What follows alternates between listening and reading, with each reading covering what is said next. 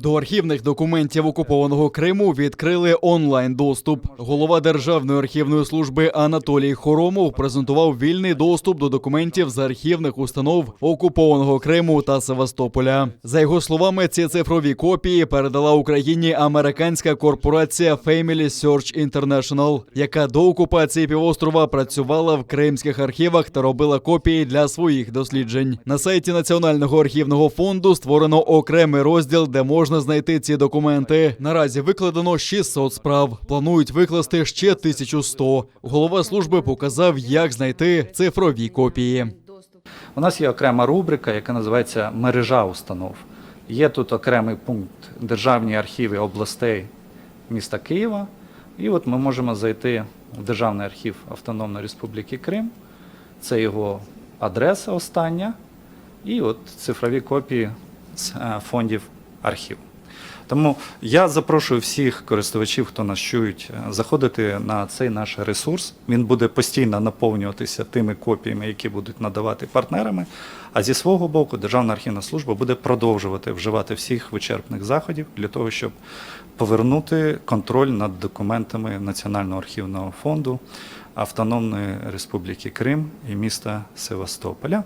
За словами Анатолія Хоромова, на пострадянському просторі Україна є лідером за відкритістю архівів. У той час, як Росія більшість своїх архівів тримає під грифом «таємно». В тому числі архіви вже 30 років неіснуючого Радянського Союзу та репресивних органів комуністичного тоталітарного режиму. Перший заступник міністра закордонних справ України Емінет Джепар каже, таким чином Російська Федерація знищує історію та ідентичність народів.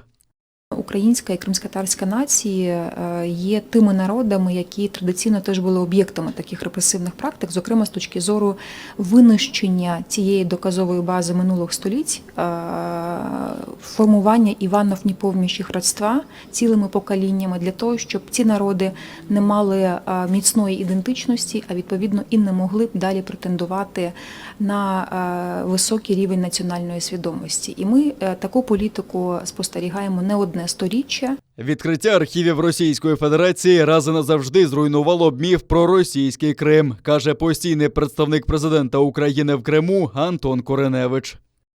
Було би дуже гарно подивитися на документи до 1783 року, до першої анексії Кримського ханства, і це би нам могло показати, яким чином цей міф про так званий російський Крим, яким чином він дійсно є абсолютно штучно створеним і неправдоподібним. Ну, але, звісно, зрозуміло, що є певні речі, але я думаю, що і те, що зараз цей сервіс існує, можна подивитися, зокрема, і по корінним народам Криму щодо мечетей кримських татар, щодо синагог, коли ми говоримо про кримчаків. Я думаю, щодо кенас, так, чи молильних місць караїмів, то це, безумовно, є важливим і в контексті історичних прав цих корінних народів Криму. Голова Меджлісу Рефат Чубаров, як архівіст, підтверджує, що Російська імперія та Радянський Союз передусім знищували архіви на захоплених територіях. Тому пропонує почати співпрацю з архівами сусідніх з Україною європейських держав. Є документи, які пов'язані з взаємовідносинами з Україною в цілому і зокрема, з Кримом. В першу чергу це архіви Польщі, це Швеції, в якійсь мірі це Франції.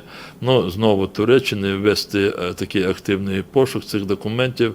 І ми, якщо ми складемо такий алгоритм і затвердимо якийсь такий, свою програму українську, я думаю, що ми в цьому зможемо знайти і підтримку наших міжнародних партнерів. Внаслідок окупації Криму Україна втратила контроль над близько 2 мільйонами документів, які зберігаються в архівних установах Криму та Севастополя. Анатолій Хоромов запевняє, на сайті Державної архівної служби буде викладено близько 400 тисяч копій архівних документів з окупованого Криму. Наразі чекають цифрові копії і від інших партнерів, які працювали у кримських архівах. Мова йде про інститут Яд Вашем, Ізраїль, музей Голокосту в місті Вашингтон, США, а також до наших партнерів з Німеччини та Греції. Ми офіційно до них звернулися. Я думаю, що цей ресурс буде постійно наповнюватися.